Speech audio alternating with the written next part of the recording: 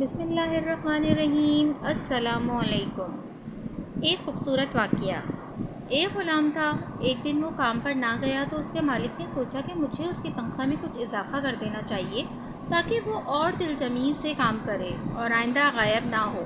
اگلے دن مالک نے اس کی تنخواہ سے زیادہ پیسے اسے دیے جو اس نے خاموشی سے رکھ لیے، لیکن کچھ دنوں بعد وہ دوبارہ غیر حاضر ہوا تو اس کے مالک نے غصے میں آ کر اس کی تنخواہ میں کیا گیا اضافہ ختم کر دیا اور اس کو پہلے والی تنخواہ ہی دی۔